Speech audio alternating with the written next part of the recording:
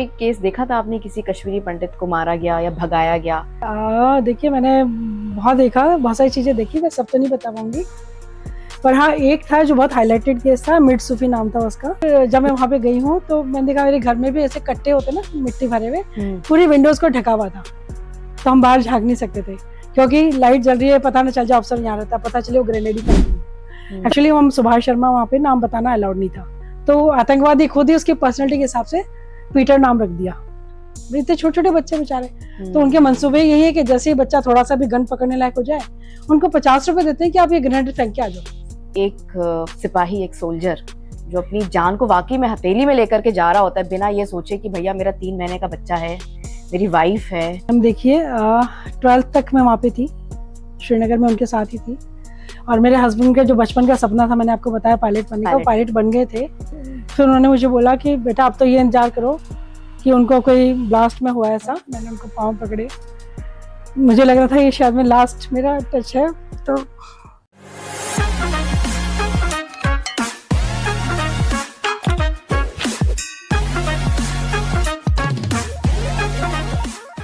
बात है 1990s की, जब कश्मीर की वादियों में terror is Peter and Peter is terror, इस तरह की बातें चल रही थी।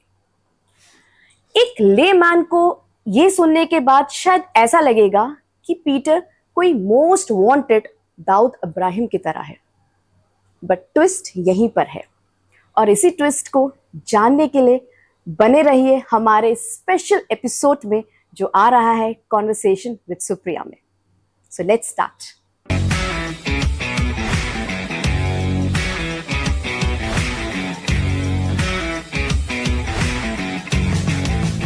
आज का episode is truly an episode of pain and pride. वो कहते हैं ना कि life is not a bed of roses, and this clearly defines the life of our today's special guest. So we have with us Mrs. Babita Sharma. Welcome to the show ma'am. और मेरे लिए, हमारे पूरे channel के लिए it's a great honour कि हमारे साथ एक ऐसी पर्सनालिटी आज आई है जो लाइफ को किस तरह से देखती है, किस तरह से लाइफ को मोड़ती है अपने लिए, किस तरह से स्ट्रगल करती है और स्ट्रगल करते करते हीरे की तरह चमक कर आती है। मतलब मैम, मेरे पास वर्ड नहीं है डिफाइन करने के लिए, बट ट्रूली आप एक बहुत बड़ी इंस्पिरेशन है हम सब के लिए। So welcome to the show ma'am. Thank you Supriya ji, जय हिंद। जय हिंद मैम।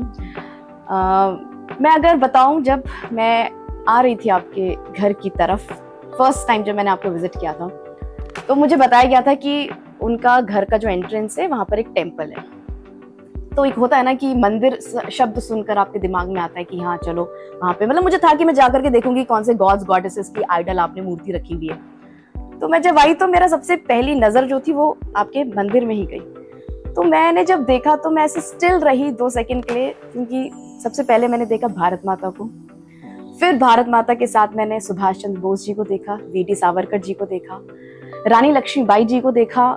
देखकर मुझे लगा कि वाकई में आज इस घर में जब मैं जाऊंगी तो बहुत कुछ सीखने के लिए मुझे मिलेगा, और इंडीड मुझे मिला भी है। और मैं ये चाहती हूँ कि हमारे सारे दर्शक आपसे बहुत कुछ सीखे आज। सबसे पहली चीज मैम, मैं जानना चाहूंगी कि लाइफ क्या है आपके लिए?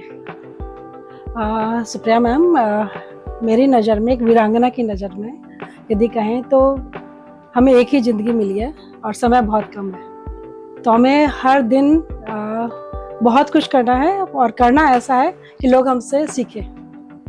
हमें खुद उदाहरण बनना पड़ेगा। एग्जैक्टली, मतलब अगर आप कुछ करना चाहते हो तो पहले खुद करो, ये नहीं कि दूसरों से एक्सपेक्ट करो कि तुम ये करो। हाँ, हमें इंतजार नहीं करना है कि कोई दूसरा करेगा तो हम उससे, लोग हमसे सीखें। मतलब हम ये चाहें कि हमसे लोग सीखें, ना कि हम उनसे सीखें। हमें तो एग्जाम्पल बनना पड़ेगा। यदि आप कुछ अच्छा दुनिया विश्व पटल में अपना साबित करना चाहते हो तो आपको खुद कुछ करके दिखाना होगा। राइट, लाइफ बहुत छोटी है। आपके पूरे घर के एटमॉस्फेयर में एक पेट्रियटिज्म का फील, देश के लिए प्यार, भक्ति, ये देखने के लिए मिलती है। मतलब हर दीवार आपके घर की कुछ ना कुछ बोल रही होती है। तो आपका चाइल्डहुड कैसा रहा? मतलब बचपन कैसे, किस तरीके से बीता आपका? मैम, बचपन से लेकर अभी तक बहुत चेंजेस आए हैं।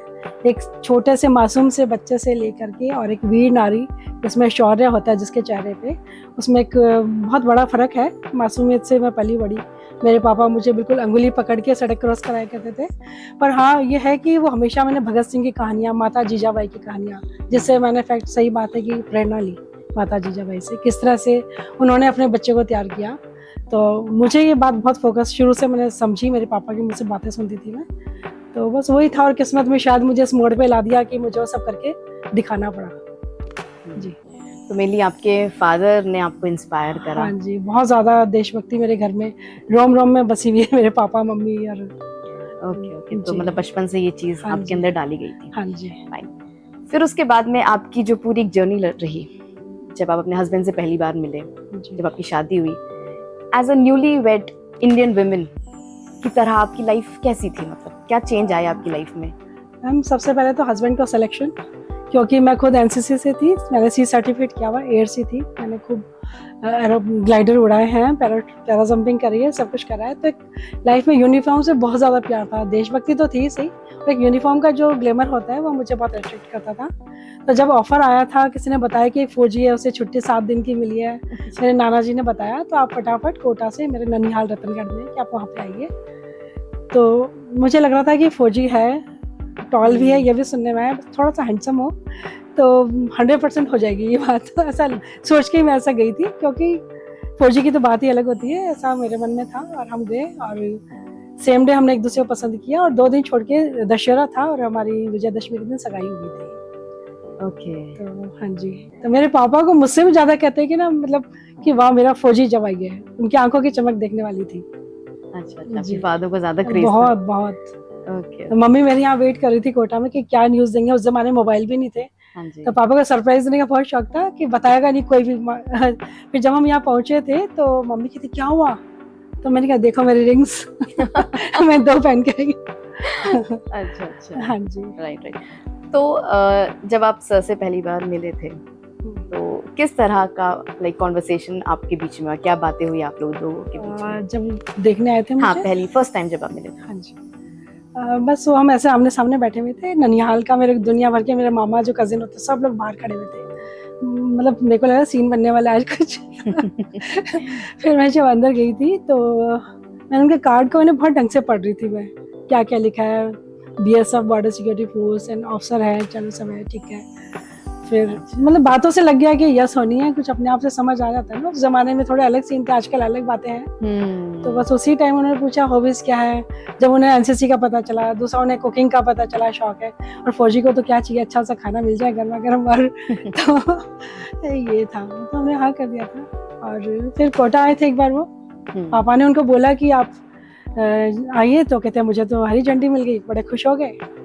और आए थे तो मैं बहुत शर्मीली सी थी तब, तो बोलते हैं कि कहीं घूमने चलते हैं, तो मैंने मना कर दिया। उनके कोटा में एक और ऑफिसर थे, तो उनको बोला कि आप भी आ जाओ, हम सब मिलके 3-4 जने जाएंगे, तो मैंने मना कर दिया।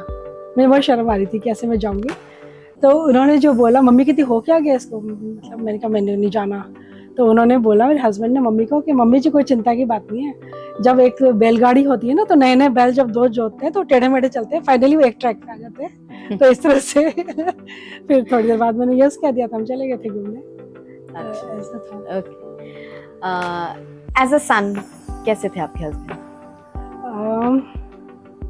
वो तो हर तरह से एक बहुत ही अच्छे इंसान थे। अभी भी इतने सालों बाद भी जब मेरे रिश्तेदार पुराने मिलते हैं, सभी कहते हैं कि ऐसा इंसान हमने कहीं नहीं देखा। और मेरे पापा को तो बहुत ज़्यादा गर्व था उन पे। और उनकी मदर नहीं थी, जब वो 12th में थे तभी उनकी मदर कोई हादसा हो गया था, तो डेथ हो गई थी। तो जब वो मेरे घर आए थे, वो शेविंग कर रहे थे, कुछ उनके हल्का सा हाथ में कट लग गया था। तो मेरी मम्मी बड़ी शर्मीली सी, ऐसे मतलब नाजुक सी थी, वैसी सी थी, आके उनके पट्टी ऐसे बांध रही थी। तो फिर वो घर चले गए। जब आए थे बाद में उनका लेटर आया था बड़ा अच्छा, कि मम्मी जी जिस रंग से पट्टी बांध रही थी, मुझे बहुत ज़्यादा अच्छा लगा, मुझे मेरी मम्मी की याद आ गई। तो आपके घर का जो एटमॉस्फेयर है बहुत ही पॉजिटिव और प्यार देने वाला है। तो बहुत खुश थे। मतलब उन्होंने अपने भाइयों का भी बहुत ख्याल रखा था, उनके जो, क्योंकि मम्मी के डेथ के बाद पापा भी बहुत ज़्यादा डिस्टर्ब हो गए थे। अच्छा, फैमिली में सबसे बड़े थे सर? हाँ, सबसे बड़े थे ये। तो इनको अपने बच्चों भाइयों को संभालना, बहुत जिम्मेदारी वाले भी थे, मतलब कम एज में जिम्मेदारी बहुत थी।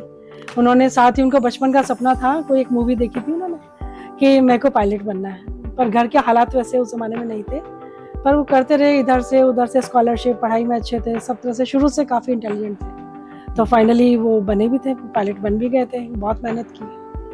तो मेरे पापा मतलब बहुत गर्व करते थे क्योंकि राइटिंग देखो, कुछ सीखो, देखो अच्छा। इनको। तो right, one man army type है ना, सारी क्वालिटीज, सच में। एज अ हस्बैंड जो भी आपका सफर रहा साथ में, कितने साल आप लोग साथ में रहे? तो टोटल 4 साल रहे, 4 में साल। से भी आप मानिए 1.5 साल या 2 साल मुश्किल से, क्योंकि फौजी फैमिली थोड़ी सी, तो क्योंकि वो जब फील्ड में जाएगा तो आप साथ नहीं जा सकते। हाँ, तो आपको पीछे से जो करके दिखाना है उसको कहते हैं फौजी वाइफ, है ना। आपको एक एग्जाम्पल बनना पड़ता है आम जनता के लिए, वो किस तरह से ग्रेसफुली रहती हैं, है ना। और पीछे से इनका भी एक आवा होता है, आर्मी वेलफेयर आवा, हाँ जी, बीएसएफ में बावा होता है। तो वो जो लेडीज जब अपने जवानों की वाइफ्स को सिखाती हैं काम करना, हाथ से बने हुए काम ना, हस्त कौशल जो होता है वो ऑफिसर्स की वाइफ ही सिखाती है जवानों की वाइफ। तो ये जो एक ट्रेनिंग है, इसीलिए जब मैं अपने बेटे के लिए देख रही हूँ तो मतलब ये लगता है जो बच्चे हमारे घर आएगी उसको थोड़ा सा हर काम आना चाहिए, फिर उसको धीरे धीरे और अच्छा सीख जाएगी, बट सब कुछ आएगा तो फिर वो आगे एक अफसर के वाइफ में से उसके पैरेलल खड़ी है वो। तो उस लेवल की होने के लिए उसको हर चीज़ आएगी, यदि मेंटली वो मेकअप कर पाएगी तो बहुत अच्छा आगे पेयर बहुत अच्छा कहलाता है। राइट जी हाँ। तो आप साथ में 1.5 साल रहे, 1.5 साल या 2 साल, हाँ, कैसे रहा? मतलब कितनी अंडरस्टैंडिंग थी आप दोनों के बीच में? एक होता है ना, कभी किसी को कूल डाउन होना पड़ता है, कभी किसी को कूल डाउन होना होता है। हाँ। तो इस तरह का कैसे चला आपका वो? एक तो मुझे उनकी बात याद आती है जो हमेशा, कि जब भी ऑफिस से आते थे तो हम बड़ी एक्साइटेड, अच्छा अब आएंगे, क्योंकि फौजियों को टाइम नहीं मिलता, तो बड़े खुश होके खूब तैयार श्यार होके ऐसे वेट किया करती थी। तो कहते थे कि फौजी का होम फ्रंट अच्छा होता है तो युद्ध कर सकता है अच्छी तरह से, और यदि घर में ही वाइफ यदि कंप्लेंट्स लेके बैठी हुई है, इसने वो कह दिया, उसने वो कह दिया, या ऐसी समस्याएं, तो फिर वो फील्ड में काम कैसे करेगा, परफॉर्म ही नहीं कर पाएंगे। बिल्कुल, उनका मन तो घर में अटका रहेगा। तो उसको तो बहुत शांति स्वभाव वाली वाइफ उसके लिए होनी चाहिए। तो इस हिसाब से मुझसे बड़े खुश थे, क्योंकि मुझे कभी गुस्सा ही नहीं आता है। नहीं, आपको देख के भी लग रहा है कि आप बहुत कूल हेडेड हैं। हाँ, वो भी इतने संघर्ष के बाद। हाँ, राइट। और जैसे आपने बताया कि सर जिस समय नहीं रहते उस टाइम पे, लाइक आपके जो बेटे थे वो जस्ट 9 months ओल्ड, हाँ, है ना। तो 9 महीने का जो टाइम रहा एक फादर और सन के बीच में, क्या ऑब्जर्व किया था आपने कि किस तरह से सर अपने बेटे को प्यार कर रहे हैं? क्या क्या चीजें थी वो छोटी छोटी, अगर कुछ शेयर करें आप? लाइक कश्मीर में लाइट्स नहीं आती थी, आंधी तूफान ज़्यादा आते थे, बर्फ़ गिरती रहती थी। तो जब होने वाला था बेबी, मैं यहाँ कोटा आ गई थी उस टाइम पे, क्योंकि इन लॉज में उधर से कोई है नहीं हमारे। तो उनका फ़ोन ही नहीं आया, मतलब बेटा जन्म गया 9 अगस्त को, क्योंकि वहाँ फ़ोन लगते नहीं थे हर दिन। तो 11 को फ़ोन आया था, और हम लोग सोच रहे किसको फ़ोन करें, वहाँ पे कुछ ऐसे कॉन्टेक्ट ही नहीं होते थे उस ज़माने में। तो फिर फाइनली उनका फ़ोन आया, शर्माते शर्माते, मम्मा बबीता कैसी है, मम्मी जी बबीता कैसी है। तो मम्मी ने कहा कि बबीता अच्छी है और आपको बेटा हुआ है, और बहुत प्यारा, बिल्कुल आपकी कश्मीरी एप्पल की तरह बहुत प्यारा सा बच्चा है। तो वो बड़े खुश हो गए। फिर मम्मी कब आ जाऊँ मैं? तो मम्मी ने बोला कि आपको छुट्टियाँ मुझे पता है नहीं मिल पाएंगी, तो 11 दिन बाद जो सूर्य पूजन है उस टाइम आप आ जाना। तो फिर वो बड़े बेसब्री से, फिर मुझे बाद में बहुत जल्दी वो शहीद हो गए थे, पर मुझे अफसोस ने बताया कि वो सुभाष इतना खुश था, सबको उन्होंने खूब सारी मिठाइयाँ बांटी और इतने एक्साइटेड थे बहुत ज़्यादा। फिर फाइनली मैं 3 महीने बाद श्रीनगर चली गई थी उनके पास में। तो बेटे को ऐसे गोद में लेते थे, वो ऐसे जंप अप डाउन किया करता था। तो सारे अफसर्स को दिखाना, देखो मेरा बेटा अभी से कितना एनर्जेटिक है। तो दूसरे बोलते थे यार ये तो अभी से पुशअप्स और लगता है सब कुछ कर लेगा। तो वो बहुत खुश हुआ करते थे। दूसरा, जब यूनिफॉर्म में, वहाँ हर टाइम यूनिफॉर्म ही होती है, वहाँ सिविल ड्रेस एक भी नहीं थी। तो जब आते थे पेट्रोलिंग करके तो सबसे पहले इसको गोद लेना, तो ये उनके कभी मूछें छेड़ता था, तो ये कहते थे मेरी मूछों किसी ने हाथ नहीं लगाया, पहली बार तुमको मैं परमिशन दे रहा हूँ। और उनके रैंक्स को छूना, कॉलर छूना, ये सब करता रहता था। उसको बहुत मजा आता था। मतलब गन इनकी AK-47 हमेशा साइड में टंगी, एक हाथ में वायरलेस। ये इनका मतलब श्रीनगर के तो ये 3 साल ऐसे ही निकले थे। तो बस ये आती वो छूता था और उनको बड़ा मतलब बहुत खुश होते थे।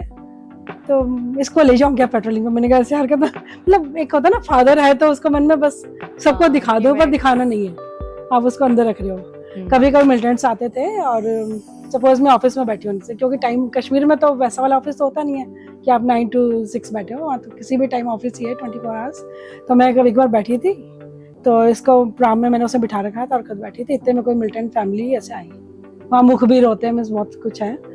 तो इन्होंने मुझे इशारा किया फटाफट ऊपर जाओ। मैं नहीं चाहता किसी भी तरह से नजर लग जाए बच्चे को। क्या पता ये लोग क्या बद्दुआ दे देंगे, मतलब नेगेटिव लोग होते हैं मिलिटेंट्स। तो इस तरह से करते थे, पूजा करते थे। स्पेशली कोई आतंकवादी मारा तो उनको लगता था कि क्योंकि वो गलत था तो मुझे मारना जरूरी था, पर फिर आकर के भगवान को जरूर से हाथ जोड़ते थे वो, तो मुझसे कभी भी लाइफ में गलत कुछ ना हो जाए। ये था। और एक बेटा जब मेरा छोटा था 9 मंथ का ही था, तो इनका दिल्ली में कोई डीएम कलेक्टर थे कोई, उनसे अच्छी दोस्ती थी। तो उनसे सर इसका डीपीएस में हो जाना चाहिए एडमिशन, तो वो कहते थे अरे थोड़ा तो बड़ा हो जाने थे। पर तब मैं देखा करती थी जो खुद इतनी मुश्किल से पायलट बना है, यदि होते तो इसके लिए पता नहीं कितने बड़े इनके सपने होते, जो छोटे से 9 महीने के बच्चे के लिए इतना कर रहे हैं। तो मेरा मतलब ड्यूटी बन गई थी कि मुझे बहुत ज़्यादा कुछ करना लाइफ में। उनके जाने के बाद बहुत सारी ड्यूटीज़ उनकी जो बच गई थी, जो चाहते हुए भी नहीं कर पाए क्योंकि देश के लिए उन्होंने अपना सब कुछ न्यौछावर कर दिया था, तो वो सब ड्यूटी फिर मैंने निभाई। एक आर्मी ऑफिसर की वाइफ होना वाकई में बहुत सारे चैलेंजेस तो हैं जैसे आपने बताया, पर चैलेंजेस के अलावा क्या क्या आपको एडवांटेजेस लगे? मतलब ऑल्दो 30 साल पहले की अगर हम बात करते हैं, आज से 30-35 साल पहले की बात, तो शायद फैसिलिटीज के नाम पे इतना कुछ मिलता तो नहीं था, बट स्टिल अगर आप कुछ बता सकें कि कैसी लाइफ होती है आप लोगों की एक आर्मी एरिया में, किस तरीके से आप रहते हैं, हाँ। क्या फायदे होते हैं?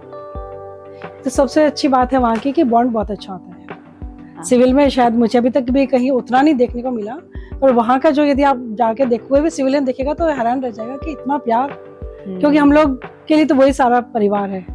तो जब मैं फर्स्ट टाइम गई थी तो मेरे लिए तो, मैं तो इधर सिविल बैकग्राउंड से गई थी, तो हमने गेस्ट हाउस बुक कराया था, पर जो दूसरे ऑफिसर थे उन्होंने कहा मतलब ही नहीं उठता, आप तो हमारे साथ रहोगे। और ये गप्पों में, क्योंकि इनके बैचमेट थे वो, तो ये तो हम कभी आ रहे हैं तुम्हारे, ये हस्बैंड छोड़ के चले गए, मैं एकदम नई सी थी, तो उन्होंने फटाफट से ब्लैंकेट निकाली, आ जाओ बबीता बैठते हैं, गर्मा गर्म चाय पकौड़े आ रहे हैं। तो मैंने कहा ऐसा तो हम तो वहाँ सोफे पे बैठा करते हैं कोटा में, वहाँ पे तो ब्लैंकेट निकाल करके और बिल्कुल घर की तरह से। और फिर 15 दिन मैं उनके घर पे रही हूँ। मतलब वो चीज आज भी है कि ऐसा ही होता है वहाँ पे, प्यार बहुत ज्यादा है आपस में, मतलब हाँ, उनका बिल्कुल हक से आप कुछ भी एक दूसरे को बोल सकते हो। बहुत अच्छा, मतलब अच्छे मिलिट्री फ्रेटर्निटी एक बना लेते हैं, फैमिली हो जाती है, फैमिली हो जाती है। इनके दिल बहुत अच्छे होते हैं क्योंकि ये फैमिली से दूर है, इनको देश की रक्षा बहुत बड़ा जिम्मेदारी है। तो जो इतनी बड़ी जिम्मेदारी लेना समझता है, उसको परिवार की, हर इंसान की कदर है, क्योंकि उन इंसानों के लिए तो जी रहा है, उन्हीं के लिए तो उसको, उन्हीं को तो बचाना है उसको। तो जो उसके नियर बाय हैं उनको तो वो बहुत केयर करता है। अपने जवानों से भी ये लोग, जो इनका बॉन्ड होता है वो भी देखने को मिलता है। और ये बातें तो मेरे बेटे ने सीखी कि मम्मा इतना अच्छा बॉन्ड मैंने कहीं नहीं देखा। कश्मीर की आप बात कर रहे हैं, कश्मीर की एप्पल्स की भी बात करी भी आपने। मतलब कश्मीर पूरी दुनिया में फेमस है अपनी ब्यूटी के लिए, बट उतना ही वो इनफेमस है अपने डार्कर साइड के लिए, जिसको हम बोलते हैं टेररिज्म। आपने अपनी जिंदगी के कुछ साल वहां बिताए, वो भी एक छोटे से बच्चे के साथ जो सिर्फ 3 महीने का था। कैसी थी आपकी लाइफ वहां पे? मतलब कितना, क्या कुछ आप फेस करते थे? कुछ डर अगर रहता था या नहीं रहता था, या चिल आउट करते थे, क्या रहता था वहां पे? देखिए, जैसे ही मैं एयरपोर्ट पे उतरी थी, अच्छा उससे पहले की बात बताती हूँ कि जब मेरे हस्बैंड को लगा न्यूली मैरिड है, पता नहीं है पीछे पीछे कश्मीर में ना आ जाए, क्या पता कैसी लेडी है, क्योंकि आप कैसे इतनी जल्दी जान जाओगे एक दूसरे को। उनकी कश्मीर पोस्टिंग हुई और उनको वहाँ सीओ से परमिशन लेनी पड़ती है, तब जाके वाइफ आ सकती है अगर वो हाँ करते हैं। तो इन्होंने बोला कि देखो आप आ मत जाना, क्योंकि उन्होंने मुझे एक हादसा बताया कि एक और अफसर थे, पंजाबी फैमिली था, उनके अफसर तो वहाँ पहुँच गए, पीछे से मैडम ने सोचा सरप्राइज देती हूँ जाके, तो वो चली गई वहाँ पे बताए बिना, एयरपोर्ट पे उतरी और एक ऑटो वाले को बोला इस बटालियन में मुझे ले जाओ। वो ऑटो वाला आतंकवादी था, उसने उनके पीसेस काट काट के बिल्कुल लेडी का और ट्रे में सजाया, और वहाँ जा करके कोई बच्चे को दे दिया कि जाके ट्रे दिया, वो उससे आपके लिए है ये, क्योंकि उस लेडी ने सब कुछ बता दिया इनोसेंटली कि ये मेरा बटालियन है, ये मेरे हस्बैंड है, मुझे वहाँ मिलना है। तो शी वॉज वेरी एक्साइटेड कि मैं अपने हस्बैंड को सरप्राइज देने जा रही हूँ, बट उसने, आतंकवादी ने काट काट एक ट्रे में डाल के दे दिया। तो जब हस्बैंड आए तो बच्चा तो देखे चला गया कि किसी ने दिया मुझे, तो मतलब उन्होंने कहा तुम ऐसा कभी मत करना, वहाँ की लाइफ अलग है। पर जो भी था भूल गई मैं उस चीज़ का, मतलब कि ठीक है, मतलब बहुत बड़ी बात लगी, पर उसके बाद क्या करूँ। फिर 1 महीने 2 महीने बाद मुझे बोला कि अब आ जाओ, वापस से उसी मासूमियत से खुशी के साथ चली गई थी। और जाते ही वहाँ का जो माहौल देखा कि हमारा घर बीच में है, इधर हमारे जवान रह रहे हैं, इधर हमारे जवान रह रहे हैं, हमारा एक कोई 3 स्टार होटल था, उसमें हम रहते थे। कश्मीरी पंडितों को तो आतंकवादियों ने भगा ही दिया था वहाँ पे, तो बहुत दर्द होता था जब उन घरों को मैं देखती थी ताले लग रहे हैं, आतंकवादी घुसे पड़े हैं, तो वो एक मुझे बहुत खराब लगता था कि मतलब कैसे हो गया। उस जमाने में ये मोबाइल्स नहीं थे, नहीं तो नेटवर्क हम सबको पता होता, चीजें छुपा ली गई वहाँ पे बहुत सारी। तो फिर मतलब शायद पॉलिटिक्स कई बार ऐसी होती है कि चीज़ें छुपा लेगी, जबकि हर एक को पता होना था। तो फिर जब मैं वहाँ पे गई हूँ तो मैंने देखा मेरे घर में भी ऐसे कट्टे होते ना मिट्टी भरे हुए, पूरी विंडोज को ढका हुआ था, तो हम बाहर झाँक नहीं सकते थे क्योंकि लाइट जल रही है, पता ना चल जाए ऑफिसर यहाँ रहता, पता चले वो ग्रेनेड ही फेंक देंगे। तो पर मुझे लाइफ में एक एक्साइटमेंट, फिल्म दुनिया सी, मतलब जब आप जा रहे हो एक नई लड़की 25 ईयर्स की, 26 की मैं थी, तो मैंने बहुत अच्छा सा लेटर मेरे पापा को लिखा कि ये सारी बातें बताती हूँ मैं, है ना, एक A to Z मैंने सब लिख दिया। पापा ऐसा होता है, यहाँ पे सुभाष जी हर टाइम यूनिफॉर्म में होते हैं, हर जना यहाँ यूनिफॉर्म में होता है, क्योंकि दिल्ली में ये माहौल ही था, वहाँ सैटरडे मंडे को सिर्फ पहनते थे यूनिफॉर्म। तो जब उन्होंने कहा, मैंने कहा लेटर लिखा ये पहुँच जाएगा ना, इसमें एड्रेस क्या लिखना है? उन्होंने कहा ये सारा सेंसर होगा, सारा लेटर फाड़ दो, दोबारा से खाली लिखो कि मैं ठीक हूँ आप ठीक हो। अरे मेरी सारी मन की बातें कि नहीं, चांस ही नहीं है, कोई भी आपका बीच में किसी ने गायब कर दिया तो घर की सारी बातें चली जाएगी। तब मुझे समझ आया कि मैं एक बहुत बड़े अफसर की वाइफ हूँ, मुझे चीजें छुपानी सीखनी चाहिए, अब अंदर की बातें बाहर कभी आउट ही नहीं करनी है। उसके बाद तो मैंने अपना मुंह सिल लिया और सीख लिया कि ये भी एक जरूरी पार्ट है लाइफ का, फौजी की वाइफ होने का। तो वो हुआ था। फिर उसके अलावा जैसे बेटा छोटा था, हम सोते थे खिड़की के बाहर ही ग्रेनेड फटते थे, तो मतलब मुझे हमेशा गर्दन में दर्द आती थी, ये तो फिर भी बच्चा है, नींद में सो रहा है, पर बहुत डर लगता था यदि ये अंदर आ जाता तो क्या होता है ग्रेनेड, है ना। तो ऐसे तो मैं रोज दिखती थी, हस्बैंड भी बोलते थे अच्छा बच्चे को थोड़ा अंदर रखो, और ये स्नोफॉल हो रहा है, ठंड लग जाएगी, अंदर रखो, आते जाते ये सब बोला करते थे, पर वो कभी शो नहीं करते थे कि डर है वहाँ पे। तो फिर उसके बाद जब इन्होंने बहुत ज्यादा आतंकवादी वहाँ पकड़े थे, बहुत ज्यादा आतंकवादी पकड़े, रोज अखबारों में नाम आता था। एक्चुअली हम सुभाष शर्मा वहाँ पे नाम बताना अलाउड नहीं था, तो आतंकवादी खुद ही उसकी पर्सनैलिटी के हिसाब से पीटर नाम रख दिया। तो जो पीटर हैं वो एक्चुअली हमारे सर ही हैं। जी बिल्कुल, deputy commander Subhash Sharma ji from BSF। हाँ जी, राइट। तो जब उन्होंने खूब आतंकवादी पकड़े, रोज न्यूज़पेपर्स में आने लगा, तो हमारे सीओ ने भी एक दिन आके बोला मुझे कि नॉर्मली सीओ काफी सीनियर हो जाता है, हम लोग न्यूली ऑफिसर थे ऐसे, तो आए वो हमारे पास, मैम आपको पता है सुभाष यहाँ का हीरो बन गया है। मैंने कहा वो कैसे? कहते हैं कि एक तो ये तो हैंडसम है, जब सड़कों पे निकलता है तो लड़कियां छुप छुप के देखा करती है, सेकंड थिंग कि जब ये आते हैं तो आतंकवादी मतलब हो सकते हैं, तो हर दुकानदार समझ जाता है जब पीटर आया है तो कहीं ना कहीं मुठभेड़ हो जाएगी, तो शटर डाउन कर लेते थे। ऐसा वहाँ पे एक माना हुआ था कि जब अफसर आया है वहाँ पे तो हो सकता है कोई, तो ये सीन थे। तो उन्होंने कहा कि मतलब डर तो है यहाँ पे, पर ठीक है शेर की तरह जियो। तो सीओ ने ये बोला। फिर तब एक दिन मेरे हस्बैंड ने आके बोला कि कल को कोई आतंकवादी अंदर आज वैसे नहीं आएगा, उन्होंने बोला, तो आपको क्या करना है? मैंने मुझे क्या पता क्या करना है, क्या नहीं आपको रैंक रैंक के ऐसे करके कुछ वहाँ लोकेशन पे पहुंच जाना है। तब मुझे लगा था कि क्या ऐसा हो सकता है कभी, मतलब आज इन्होंने मुझे ये बात बोली, इसका मतलब क्या ऐसा भी हो सकता है। मैं सोचती थी मैं सेफ हूँ, इतने सारे जवान हमारे साथ है, शायद ऐसा नहीं होगा, क्योंकि जब आतंकवाद की शुरुआत थी वो स्टार्टिंग पीरियड था, उसके बाद तो बहुत शहादतें हुई है, तब तो लोग शायद शहादत का मतलब भी लोगों को नहीं पता था, है ना। जब से कश्मीरी पंडितों को मारा है, कितना कत्लेआम किया है, कश्मीरी फाइल अगर आपने देखी हो तो उसमें कितना 1990s का वो टाइम था जिस समय कश्मीरी पंडित को 1991 से 97 तक आप बहुत खराब हालत था, उसमें से 93, 94, 95, 96 ऑलमोस्ट उस टाइम हम लोग वहीं पे थे। तो ऐसा कोई केस देखा था आपने, किसी कश्मीरी पंडित को मारा गया या भगाया गया, इस तरीके की कुछ चीजें हुई आपके सामने? देखिए मैंने बहुत देखा, बहुत सारी चीजें देखी, मैं सब तो नहीं बता पाऊंगी, पर हाँ एक था जो बहुत हाईलाइटेड केस था, मिड सूफी नाम था उसका उपनाम जजा भी था, तो उसको मारना बहुत जरूरी था, बहुत खतरनाक आतंकवादी था। तो एक बार बड़ी मुखबिर ने खबर दी, बहुत कंफर्म खबर थी कि वो आज वो आया हुआ अपने घर पे, ये लोग भागे रहते हैं, घर में भी जल्दी से नहीं आते। तो इन्होंने अपने खूब सारे जवान लिए, पूरे घर में कार्डन लगा दिया उसके घर पे, और फटाफट से अंदर पहुंच गए। तो वहाँ ऐसा होता मैम कि पूरे घर में देखा, खूब सारी लेडीज हैं घर में, परिवार इनके बहुत बड़े होते हैं, तो एक एक को उन्होंने जब देखा तो कहीं दिखा नहीं मिड सूफी, तो उन्होंने कहा है तो यहीं पे, मुझे कंफर्म है। तो उसकी मम्मी या वाइफ या जो बहनें थी, बहुत सारे लोग थे, कहा यहाँ कहीं भी नहीं है साहब, सब उनको जानते थे, पीटर साहब आ गए ऐसे। फिर उसके बाद इन्होंने क्या किया कि अपनी बंदूक की बट से पूरी जगह को ठोकते गए लोग, दीवारों को। आप सोच भी नहीं सकते कि इसके अंदर इतना बड़ा कमरा निकलेगा। तो एक जगह पॉलीथीन उनके जरूर इसमें कुछ है, तो उसको जब करा तो गेट खुल गया अंदर बड़ा सारा, आप बाहर से नहीं जान सकते थे। तब देखा कि मिड सूफी एक रिवॉल्विंग चेयर पे ऐसे हिल रहा था, और उसके हाथ में एक पेपर था, उसमें कुछ लिखे हुए थे, कोई 121 कुछ ऐसे नाम थे। तो जैसे ही उन्होंने गेट खोला वो एकदम चौंक गया कि अरे पीटर साहब आप यहाँ पे कैसे? तो इन्होंने बोला कि तेरी मौत मुझे बुला के लाइए यहाँ पे, क्या कर रहे थे तुम अभी? तो क्या साहब मैंने 15 से 20-22 साल के बच्चे इतने सारों को आतंकवादी बनाया है, जिसमें से मेरे 55 कुछ आसपास जो शहीद हो चुके हैं और ये बचे हुए हैं। तो उन्होंने कहा यदि तुम रहे तो ये बेचारे मासूम बच्चे जो 15 साल जो समझते भी नहीं है, वो भी तुमने उनका स्कूल खराब कर दिया है, तुमने उनका बचपन छीन लिया है, तो ये भी मर जाएंगे। तो तुम्हारा रहना, जब तक कि उसके आदमी एक्टिव होते तब तक इन्होंने उसको शूट कर दिया और उसको मारना बहुत जरूरी था। तो उसके लिए इन्होंने फिर presidents police medal for gallantry जो मिला था इसी बात के लिए मिला था, क्योंकि उसके ऊपर लाखों रुपए के इनाम थे।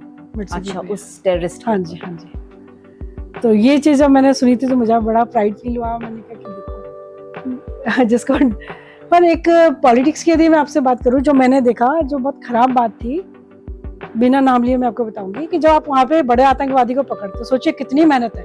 अब ये अपने 15 जवानों के साथ जा रहे हैं, हो सकता है अंदर सो बैठे हो, घर तो उनके बड़े बड़े होते हैं वहाँ पे, है ना, कच्चे हैं, अंदर पोला है, उसके अंदर कुछ छुपे हुए हैं, कुछ भी हो सकता था। तो कोई फौजी जब इतनी मेहनत से वहां जा रहा है, कितना जान को जोखिम, उसके भी परिवार, उसके बच्चा, उसकी माँ है जो इंतजार करती है उसका, वहाँ बड़े नेता बोलते हैं कि छोड़ दो। छोटा आतंकवादी पकड़ा तो ठीक है, छोटे मोटे गुंडे जैसे अपने यहाँ भी हो सकते हैं तो कोई बात नहीं है, पर यदि आपने बड़ा आतंकवादी पकड़ा तो ऊपर से फरमान आ जाता है बड़े नेताओं का, पॉलिटिकल प्रेशर, कि छोड़ दो। तो वो बड़ा, मतलब फिर किस लिए आदमी अपने जान दे रहा है, क्यों फौजी, मतलब किस लिए उसको देश से प्यार है इसलिए तो जा रहा है। वो चाहते हैं कि मेरे देश को कुछ छुए भी नहीं, किसी बुरी नजर से पड़े भी नहीं, पर नेताओं को बहुत कुछ सोचना पड़ेगा। जी, तो है खैर एक वही बातें, देखिए कि हर एरिया में हर तरीके के लोग होते हैं, अच्छे भी होते हैं, बुरे भी होते हैं, अपनी अपनी सोच और समझ से हमको काम करना चाहिए। बट हाँ, जहाँ तक जैसे आपने बोला कि एक सिपाही, एक सोल्जर जो अपनी जान को वाकई में हथेली में लेकर के जा रहा होता है, बिना ये सोचे कि भैया मेरा 3 महीने का बच्चा है, मेरी वाइफ है, मेरा परिवार है पूरा पीछे से, उनके बारे में बिना सोचे वो आगे बढ़ रहा है, तो वाकई में बहुत, मतलब देश के नेताओं का सपोर्ट बहुत ज्यादा होना चाहिए। Yes, right. और वही सपोर्ट नहीं करते, वही बोल रहे हैं कि छोड़ दो तुम उनको। बिल्कुल। वाकई में मतलब मुझे आप 30 साल पहले लेके जा रहे हैं कश्मीर में, और मतलब सुनने में बहुत गर्व महसूस हो रहा है, लेकिन एट द सेम टाइम मतलब वाकई में मुझे लग रहा है कि उस समय आपके अंदर कितना डर रहता होगा। मतलब कोई साथ में नहीं है, फैमिली का कोई नहीं है, ठीक है आर्मी सपोर्ट पूरा है, बट एक होता है ना कि फैमिली होती है, ब्लड रिलेशन होता है, जो भी आप बोले, वो कोई भी नहीं है आपके साथ में। इतना सब कुछ आपने देखा और आपको कॉन्फिडेंस भी था, नो डाउट, आपके अपने हस्बैंड की क्वालिटीज के ऊपर कि भैया जहाँ जाते हैं वहाँ पे एक आध को उड़ा कर ही आते हैं। तो I just want to know कि जो डेट थी वो, मतलब 16 अप्रैल 1996, एग्जैक्टली क्या हुआ था उस दिन? मैम देखिए, 12th तक मैं वहाँ पे थी, श्रीनगर में उनके साथ ही थी, और मेरे हस्बैंड का जो बचपन का सपना था, मैंने आपको बताया पायलट बनने का, वो पायलट बन गए थे।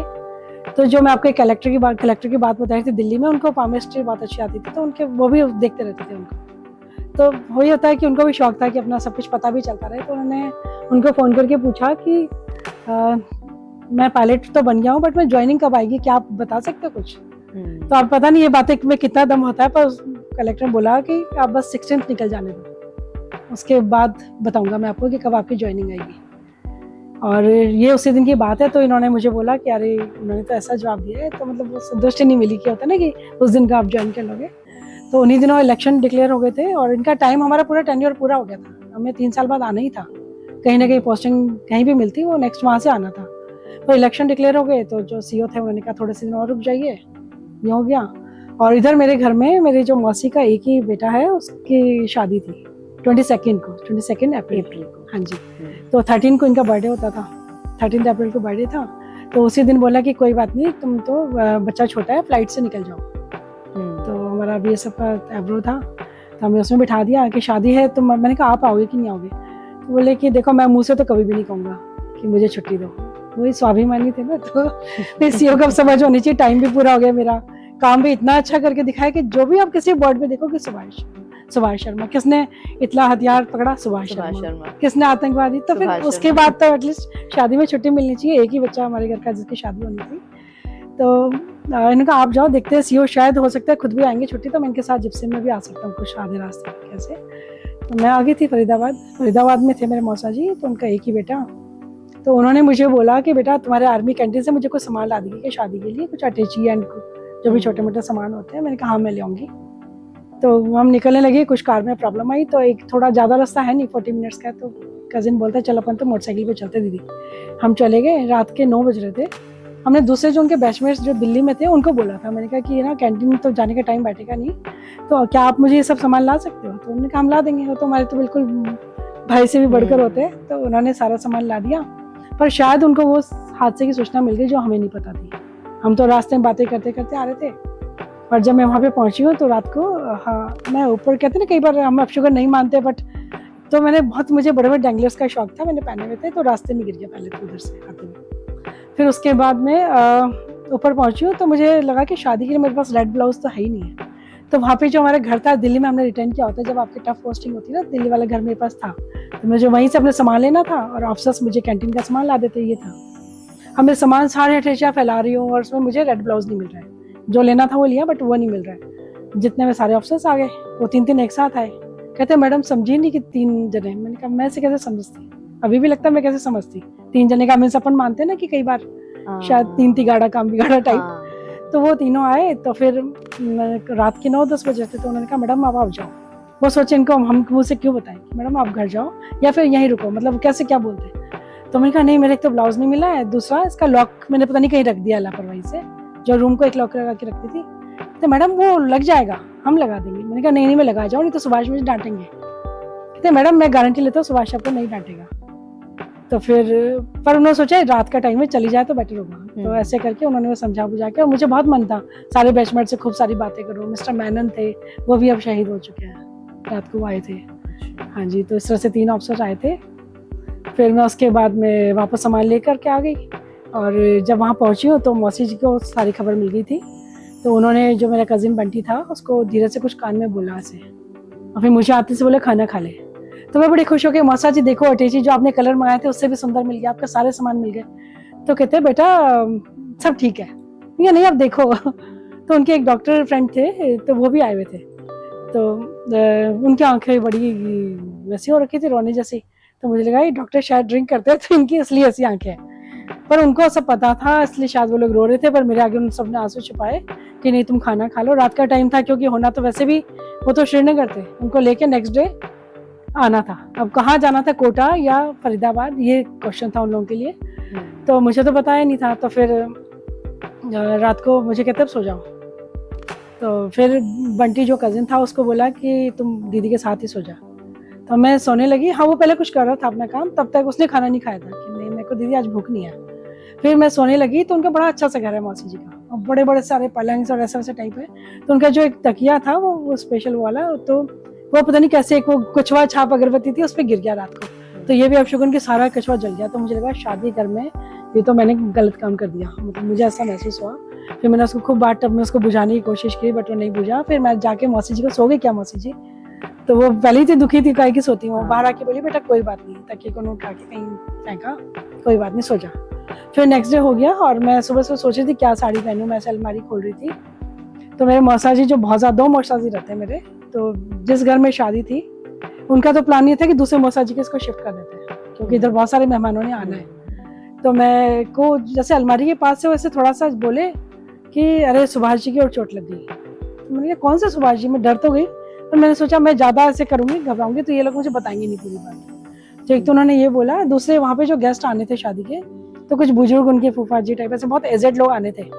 तो वो मुझे मिले, वैसे जानते नहीं थे पर नाम से जानते थे, इनकी भांजी कोटा आ रहे हैं, बबीता आ रही है। तो मुझे कहते हैं कि बबीता बेटा तुमने वो सुना है, चाह नहीं मैं सुरबाला के गहनों में गुथा जाऊं, है ना, वो जो कविता आपने बचपन में खूब सुनी होगी, सुभद्रा कुमारी चौहान की। मुझे उस पथ पर फेंक देना जहाँ से जाते वीर अनेक। तो मुझे ये कविता आती थी, मैंने उनको और आगे सुना दी। उन्होंने सोचा तो समझती नहीं है।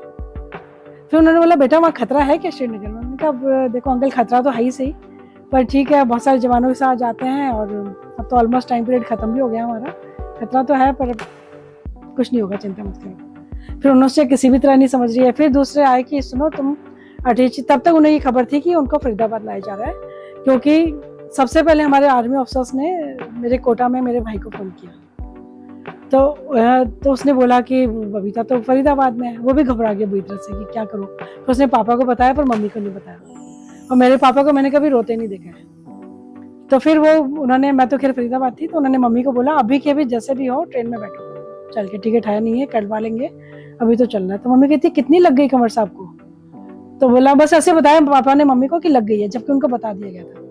अब पापा ट्रेन में रो रहे होंगे, मम्मी सोच रही है ऐसे तो कभी नहीं रोते, भी बात करते कुछ और करते, उनके पास तो बात ही खत्म हो चुकी थी, क्या वो मम्मी को सांत्वना देते। तो उधर से वो उधर आ रहे थे और मुझे ये कहा कि थोड़ी ज्यादा लग गई है, फिर थोड़ी देर बाद कहा ज्यादा लग गई है। सुना ऐसा है कि उनको यहीं ला रहे हैं, क्योंकि मेरे पापा को जब उन्होंने बोला ना कि भाई मैडम कहाँ पे हैं, हम वहीं पे इनको लाएंगे शिवाजी, तो पापा ने कहा मैं संभाल ही नहीं पाऊंगा। पापा बहुत इमोशनल भी थे, जितने बहादुर की हद थी ना उतने दिल के बहुत इनोसेंट से थे। तो वो बोले कि मैं संभाल ही नहीं पाऊंगा, वहाँ मेरे दोस्त रहते हैं साडू भाई, तो कम से कम आप तो वहीं ले जाओ। तो फिर उन्होंने निर्णय ले लिया कि ठीक है साहब को वहीं ले जाएंगे फरीदाबाद में। और मुझे इधर सब लोग बोल रहे थोड़ी और ज़्यादा लगी, और ज़्यादा लगी, तुम ऐसा करो, अब मैं तो शादी के हिसाब से तैयार थी थोड़ा एक अच्छी तरीके से। तो उन्होंने बोला कि उनको हॉस्पिटल ले जाना पड़ेगा, तो आप सिंपल कपड़े पहन लो। और तो मैंने उनके लिए सोचा कहीं हॉस्पिटल में मच्छर ना हो, गुड नाइट ले लेती हूँ, थोड़ा ये भी रख लेती हूँ उनके लिए, कुछ कुछ चीज़ें मैं उस टाइप की ढूंढने लगी जाके। मैं सोची कितना टाइम खराब कर रही है, मतलब इस तरह की चीज़ों में ना। तो पर वो समझा रही थी, मैं नहीं समझ रही, मैंने पूरा अटैची पैक कर लिया। वो मुझे हरिद्वार की तैयारी करवा रहे थे एक्चुअली। तो फिर इस तरह से उनको, फिर मैंने जो मेरे दूसरे मौसा जी थे ना उनके यहाँ मुझे ले गए फाइनली, क्योंकि इधर शादी के भी लोग आ रहे, वो समझ ही नहीं पाए कि अब करें क्या, शादी का अब करें क्या, वो भी बेचारे कंफ्यूज हो गए। तो फिर दूसरे घर में गए तो वहाँ भी टेंट लग रहा था, वहाँ इसलिए लग रहा था क्योंकि डेथ वाले लोग आएंगे सारे अब। तो फिर मैं सोची शादी की वजह से यहाँ पे भी टेंट लगा, भाई प्यार तो दोनों मौसा जी में खूब था, तो इसलिए ही शादी जैसा माहौल यहाँ है, तो वहाँ चली गई। फिर इतने में मेरे पापा में पहुँच गए। तो फिर मैंने कहा पापा, उनको मैंने रोते देखा तो मुझे बड़ा, मैंने कहा पापा इसको गोद में लो, देखो कितना ठीक हो जाएंगे, वो तो ठीक हो जाएंगे। मैं सोच उनको मैं वो कर रही थी कि नहीं पापा वो तो ठीक हो जाएंगे। पापा सोच रहे थे इसको अभी तक भी नहीं पता है, करे तो करे क्या। फिर किसी ने आके मम्मी को चाय दी, मम्मी बोली नहीं मुझे नहीं चाहिए चाय, पहले मुझे बताओ मेरे जवाई का है। तो वो जो सीन था मैं नहीं भूल सकती उसको कभी भी। 30 ईयर्स हो गए हैं। उसके बाद फिर मैं अंदर वापस गई, कोई फोन आया था मेरी कजिन का, बबीता दीदी क्या हो गया। तो मैंने ऐसे फोन उसके हाथ में लिया ही था और इधर मैं मौसा जी से बोल रही थी बताओ ना मौसा जी। फिर लास्ट में जब पापा मम्मी को ऐसे मैंने उनको झकझोर दिया, मैंने कहा मौसा जी क्या उनकी डेथ हो गई है, ऐसे बोला। कहते हाँ। तो मैं जैसे फोन भी छूट के बहुत जोर से गिरा और मैं भी गिर पड़ी जमीन पे। तो वीर नारी भी कभी कमजोर हो जाती है। तो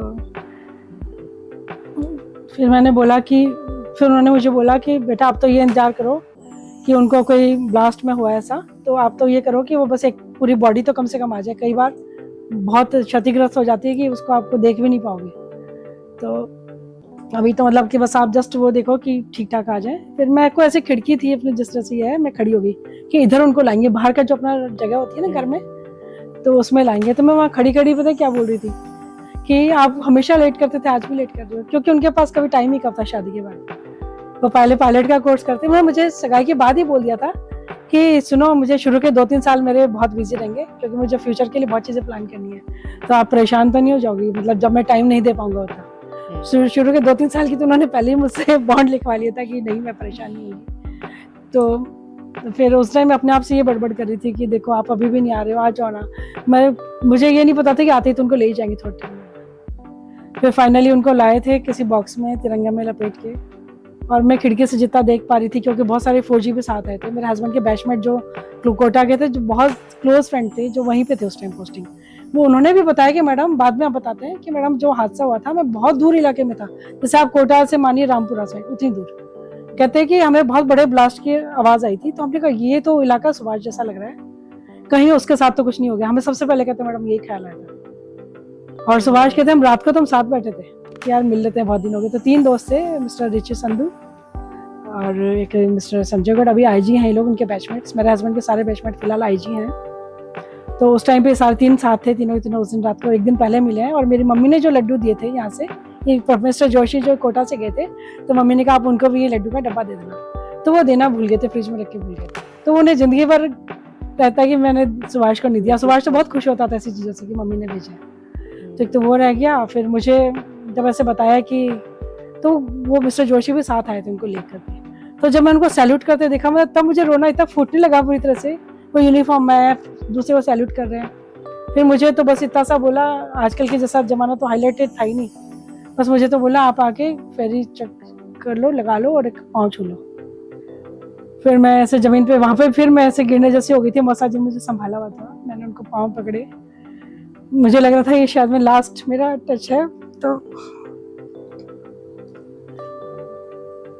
फिर मेरे को बस जबरदस्ती अंदर ले आए थे। मुझे नहीं पता था अब आगे क्या होने वाला है। फिर बस वो खूब सारी गाड़ियाँ बहुत सारी आई थी हमारी दिल्ली से, बड़ी बड़ी जवान भरे हुए थे बहुत सारे। फिर उनको वहाँ पे शमशान घाट ले जा रहे होंगे 21 टॉपिक से। तो बाद में मैंने वीडियोज ही देखे हैं फिर कि मेरे पापा पूरे टाइम रो रहे हैं, साथ गए। और मेरा जो छोटा सा बच्चा है उसको मेरे उस बंटी जिसकी शादी थी उसने गोद में लिया हुआ है, सारा लास्ट इसके हाथों से करवा रहे हैं। सोचिए एक छोटा सा बच्चा ये सब काम कर रहा था। उस जो उन्होंने मुझे उस टाइम की वीडियो बना के दी मैंने आज तक नहीं देखी है, नहीं आज तक नहीं देखी है। मुझे लगता है वो खराब ही ना हो गई, कभी अब संभालूं। पर हाँ एल्बम दिया था उसको मैंने कम से कम 7-8 साल बाद देखा। मेरी हिम्मत पहला देखा ना, वो जो थे इंजर्ड मतलब फेस पे जो उनके थे स्प्लिंटर्स लगे हुए थे बहुत सारे। और जो पोस्टमार्टम रिपोर्ट होती है उसको भी मैं आज तक पूरा नहीं पढ़ पाई। मैंने बहुत बार कोशिश करी पढ़ो तो सीखी इनके कहाँ डैमेज हुआ था, पर मैं नहीं पढ़ पाती। उनके अंगूठा एक तो निकल गया था, कुछ चीजें हुई थी जो मैं नहीं पूरा पढ़ पाई। पर सीडी तो आज तक भी नहीं देखी है, कैसे कोई भी वाइफ देख सकती है। आतंकवादियों के लिए तो एक खेल है, उनके लिए तो बचपन से उन्होंने तो वही सब सीखा होता है।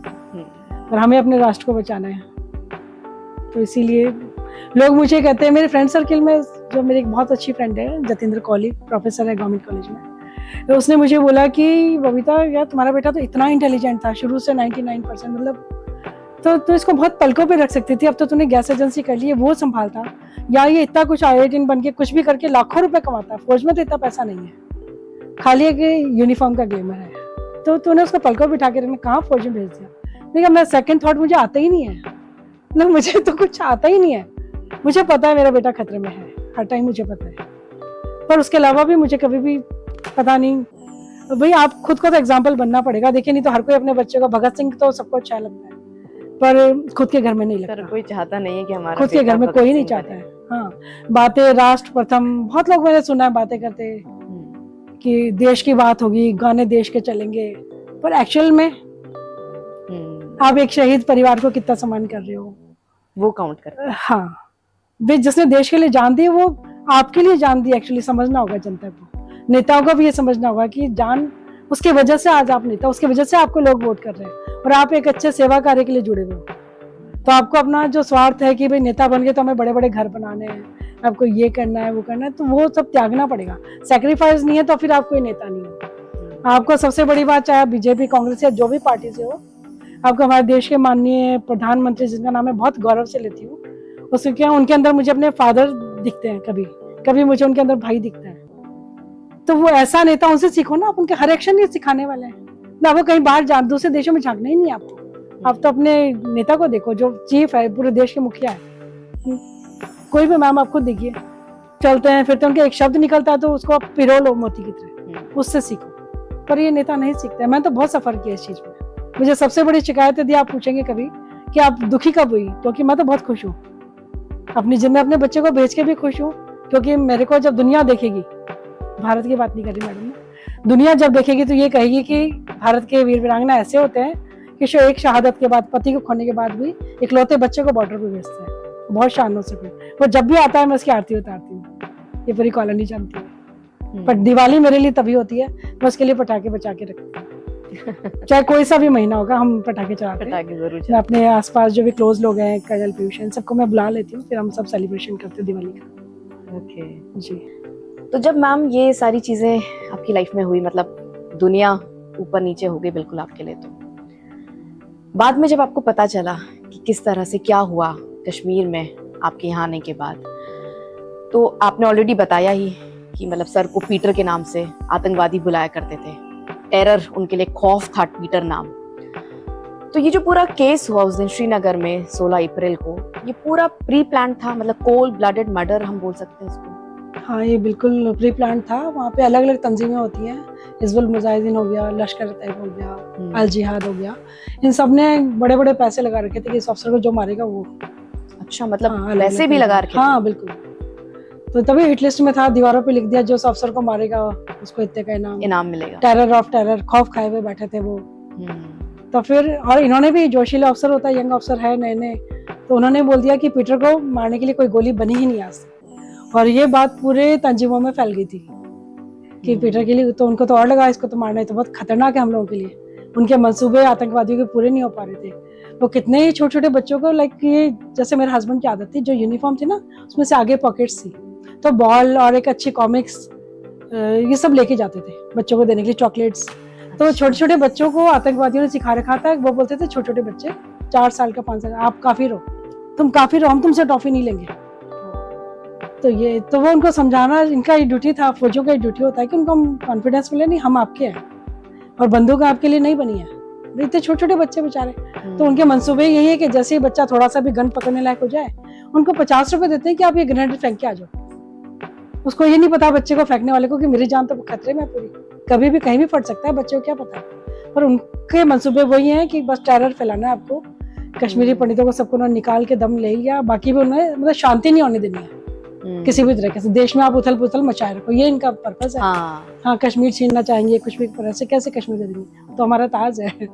तो इन्होंने कहा था कि मेरे लिए कोई गोली नहीं बनी है, पर उन्होंने जब किसी भी तरह से ये अफसर, बहादुर अफसर हाथ नहीं आया, तब उन्होंने एक गद्दारी, जिस तरह से गद्दार लोग करते हैं, एक पीठ पे छुरा भोंकना, तो उन्होंने एक बहुत दूर घर में छुप गए थे कहीं जाके, रिमोट हाथ में लेके, और एक जो भरा चौराया मेन मार्केट होता है वहाँ पे एक साइकिल खड़ी कर दी, उसमें खतरनाक आईडी लगा दिया, और एक 10 साल के बच्चे को भी, सिविलियन को, किसी को खड़ा कर दिया ताकि शक ना हो।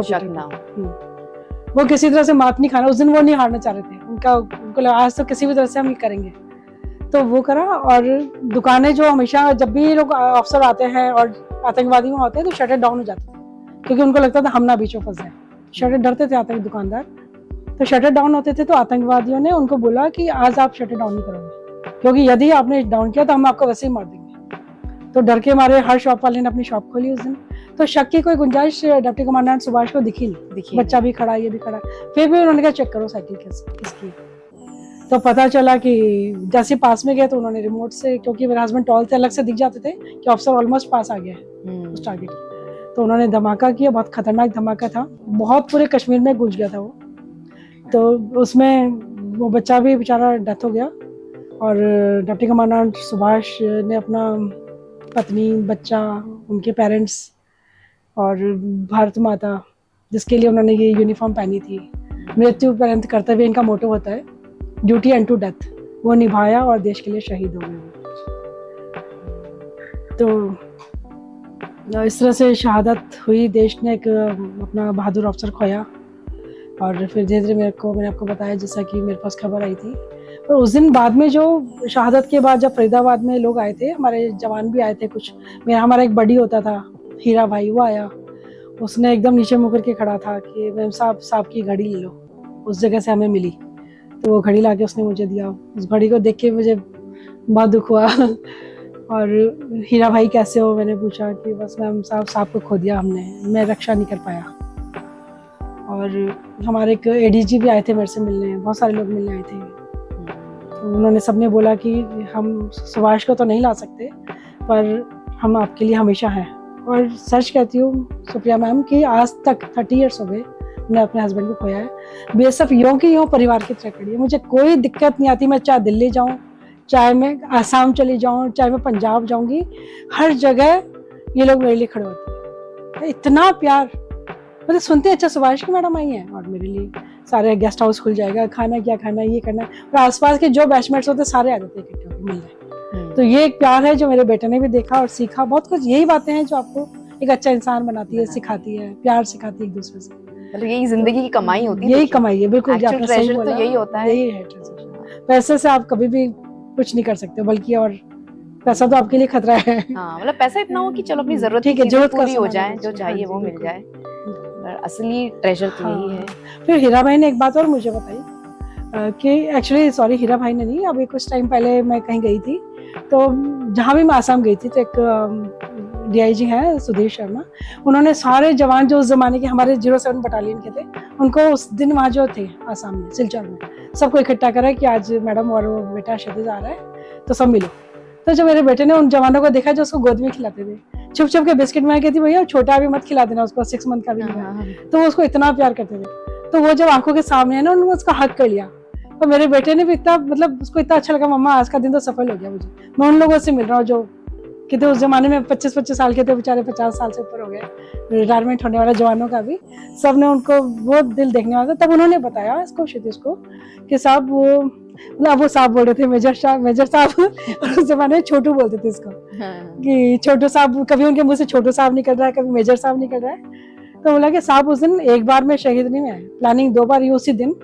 उनको लगा कि शायद पीटर साहब इधर से आएंगे, तो उन्होंने साइकिल मार रखी, पर वो खबर इनके पास किसी ने दे दी कि साहब आज यहाँ पे कुछ खतरा है, आप इधर से मत जाओ। तो इन्होंने रास्ता बदला, चेंज किया। तो उन्होंने वो साइकिल किसी दीवार पे से लटकाई, वापस से किसी दूसरे लोकेशन पे पहुंचाई, तब जाके ये प्लानिंग हुई है, सफल उनकी। फिर एक और बात मैं आपको बताना चाहूंगी कि जो हमारे टॉयसे थे, वीएस सिंह थे, तो वो अक्सर मुखबिर के चक्कर में लोगों से मिलते थे, आतंकवादी की खबर मिले, कहीं से इनपुट मिले। तो उन्होंने कहा कि तो एक आतंकवादी का फैमिली जो था, उसने बोला साहब, पीटर साहब तो कहते थे मेरे लिए कोई गोली नहीं बनी, पर देखो हादसा हो गया ना। तो जो हमारे अफसर थे, उन्होंने बोला कि गोली ही तो नहीं बनी, तुमने तो गद्दारों वाला काम किया था, गोली बनी कहाँ थी? गोली, हाँ। तो ये चीजें जो मुझे जिंदा रखती है, मैं किस वीर की वाइफ हूँ। राइट।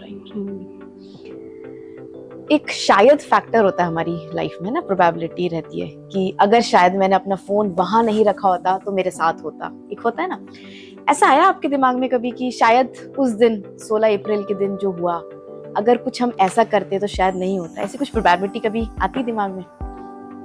आपने सोचा? आप शायद पूछ रहे हो, मैं तो नॉर्मली तो मैं अपने बेडरूम में चाय पीती हूँ, पर जब भी मैं इस रूम में पीती हूँ, क्योंकि यहाँ बहुत सारी फोटोज हैं उनकी, तो हर दिन मुझे आप देखती रहती है। फिर मैं कहती क्यों उस दिन पेट्रोलिंग पे क्यों चले गए थे उस दिन, ना जाते, दूसरा उनका इंस्पेक्टर जा सकता था। इंस्पेक्टर ने बोला भी था साहब आज मैं चले जाता हूँ, कहा नहीं मैं ही जाता हूँ, और वो चले गए।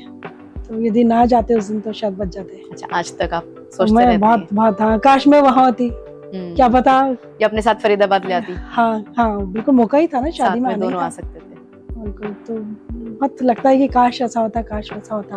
और जो दिल्ली वाले कलेक्टर थे, उन्होंने भी बोला था कि बस 16 निकल जाने दो, थोड़ा सा उसको सीरियसली ले लिया था कि 16 में ऐसी क्या बात है।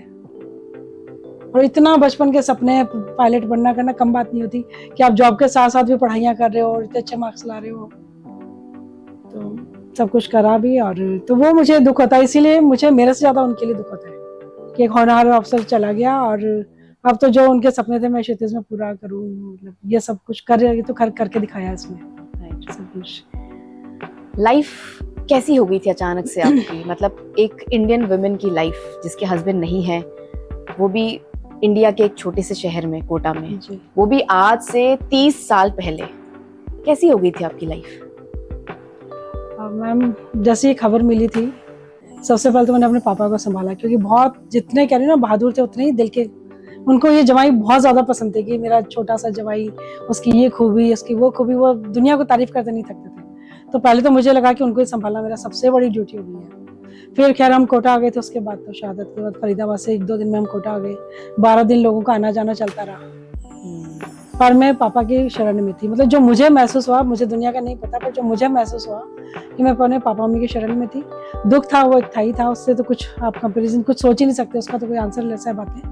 पर यह है कि जब मैंने अपने घर से निकलना बंद कर दिया था, मेरी बहुत ज्यादा आदत है मॉर्निंग वॉक करने की, योगा करने की, शुरू से थी, बचपन से भी एनसीसी में थी, तो वो सब थे चीजें, फिटनेस का ध्यान रखना। तो मुझे लगता था लोग मुझे देखेंगे, इसका हस्बैंड नहीं है, मतलब पता नहीं क्या मुझे शर्म सी लगती थी।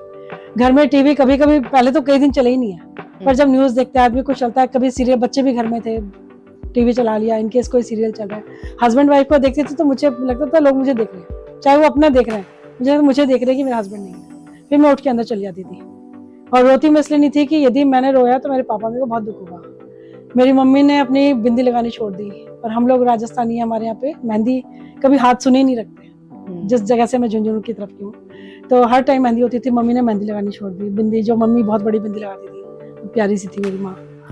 पापा जो इतने बहादुर थे, जब ये खबर सुने उनको पैरालिसिस अटैक आ गया, हमेशा के लिए उनका चलना फिरना बहुत मुश्किल हो गया था। वे काफी बड़े बिल्डिंग कॉन्ट्रैक्टर थे, उनको रुकना पड़ा अपनी जिंदगी में, वो आ गया। तो वो सब मेरे लिए बहुत बड़ा दुख था। और लेकिन उस दुख के साथ साथ एक दिन कहते हैं ना कि हर एक के टर्निंग पॉइंट आता है लाइफ में। तो मतलब फ्रेंड्स ने बहुत समझाया था, चला करना, आप तो निकल, पर मैं नहीं निकलती थी। पर जब एक दिन कोई आंटी थी, कोई हमारी समाज की थी, कोई आई, तो बहुत पढ़ी लिखी नहीं थी, नहीं तो पढ़े लिखे लोग तो थोड़ा सा ऊपर नीचे कर देते हैं बातों को। उन्होंने आके, मैं दूसरे रूम में थी, बस मुझे कानों में पड़ा उनका शब्द कि अरे बेचारी बबीता बहुत छोटी उम्र में विधवा हो गई। तब ये नया और लेवल लग गया दिमाग में कि अच्छा मैं विधवा हो गई। मैं तो अभी खाली उस दुख से ही नहीं निकल पा रही हूँ, विधवा हूँ क्या हूँ ये तो मुझे पता ही नहीं था ना। समझ रहे हो आपकी, मेरे को कहाँ पता है 28 साल की लड़की को क्या विधवा होता है। ना उस जमाने में मैंने किसी को विधवा होते देखा था, ना कभी ना टीवी पे ऐसे न्यूज आया करती थी कोई शहीद हो गया, मुझे तो कुछ भी नहीं पता था। तब वो जो शब्द थे ना कि विधवा हो गई, तो मैंने कहा अरे मेरे पापा तो बहुत कमजोर हो जाएंगे अगर मैं विधवा हो गई, मतलब मैं क्या करूँ। तो फिर मुझे लगा कि नहीं, मेरे हस्बैंड को तो 21 तोपों की सलामी लगी है। तब मुझे वो सारे पिक्चर की तरह सीन आए उस दिन के जो फरीदाबाद में आए थे कि इतने लोग, कितनी भीड़, इतने, जब जहाँ मुझे कोई नहीं जानता फरीदाबाद में मौसी के अलावा, इतने सारे लोग शहादत को नमन करने आ गए। 21 तोपों की सलामी, तिरंगा जो मेरे अंदर गूज़बम्प्स ला देता है, इसको 3 कलर देखते ही मुझे ऐसा होता है। तो मैं तो उसकी वाइफ हूँ जो अमर रहे, सुभाष शर्मा अमर रहे, कि तो नारे, मैंने फोटो में कितना कुछ मुझे लोगों से बातें मिली है सुनने। तो वो तो जो अमर ही हो गया उसकी वाइफ तो हो ही नहीं सकती है, तो वो तो हमेशा सुहागन है। तो आप देखेंगे मैंने कभी बिंदी तिलक हटाई नहीं है। मैंने कहा ना तो मैं मरूंगी तब मेरा हटाना, कोई भी अपने घर में मैंने सबको बता रखा, क्योंकि मतलब ही नहीं उठता इन बातों का। तो तब से फिर मैंने सोचा अब मैं अपनी एक पहचान बनाऊंगी, क्योंकि सुभाष शर्मा अमर है, उन्होंने तो अपना काम जो था कर दिया, ड्यूटी निभा दी। अब मेरी ड्यूटी बनती है, मुझे बहुत कुछ करना है। तब मुझे समझ आया कि लाइफ बहुत छोटी है। मैंने तो 28 ईयर्स मैंने ऐसे ही गंवा दिए। अब मुझे जो करना है, उसी दिन मैंने निर्णय ले लिया था, वो एक मेरा टर्निंग पॉइंट था। मैं एक डॉक्टर लक्ष्मीकांत दादीच हैं जो पर्यावरणविद होते थे कोटा के, उनके पास गई। मैंने कहा अंकल मुझे बताओ ना, मुझे पहचान बनानी है। बोला बेटा मेरे साथ प्लांटेशन कर। मैंने इतने 3 पार्क तैयार कर दिए। एक तो मेरे घर के सामने डिप्टी कमांडेंट सुभाष के नाम से सर्किल है, पार्क है, उसको मैंने किया है। विज्ञाननगर में एक है, एक मोजी बाबा की गुफा है, वहाँ का मैंने पूरा तैयार करवाया।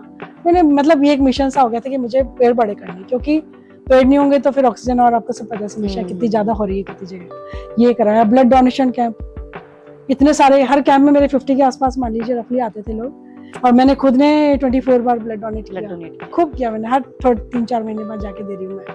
तो वो एक वो असर था ना, आप रोज आपको लोग जानने लगते हैं शहीद के। सबसे पहले ये लिखवाती थी हूँ कौन मैं।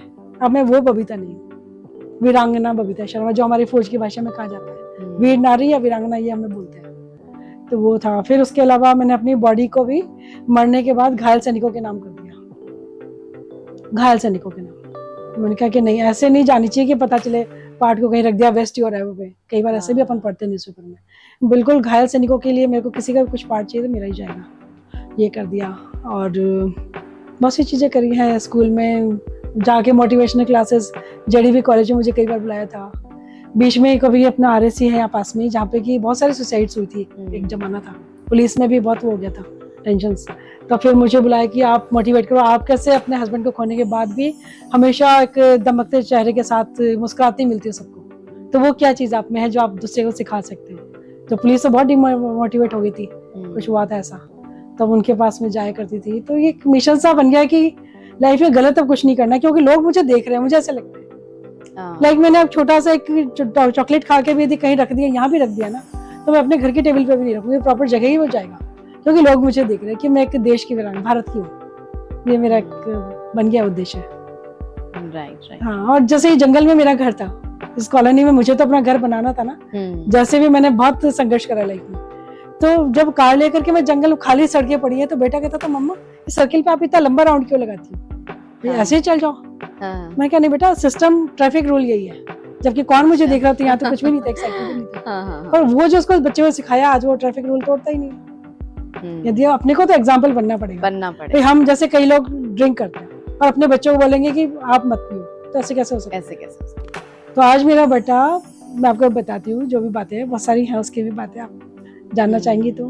हाँ नहीं बिल्कुल, सबसे बड़ा जो एक क्वेश्चन है मेरे दिमाग में वही था कि आपने एज एन आर्मी ऑफिसर की वाइफ का रोल तो बहुत अच्छे से प्ले करा, नो डाउट। फिर आपने देखा कि क्या हुआ उसके आगे, क्या नहीं हुआ, आपने बहुत कुछ स्ट्रगल करा। जस्ट आप 20 इयर्स की ही तो थी उस टाइम पे, वेरी यंग, 28 की।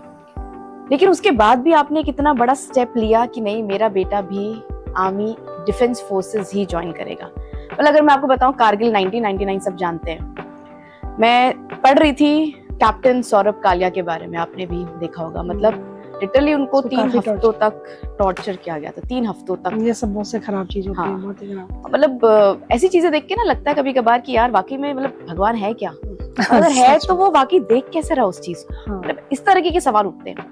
लेकिन फिर भी मतलब आई शुड से कि आप एक आयरन लेडी से कम नहीं है। मतलब आपका हार्ट डेफिनेटली, इमोशंस भी हैं इसके अंदर बहुत सारे, लेकिन बहुत सारा लोहा भी होगा उसके अंदर कि आपने अपने बेटे को भी उसी सर्विस Blood में में iron जाने होता के, है। हाँ, ब्लड में आयरन होता है, आपके अंदर थोड़ा ज्यादा है।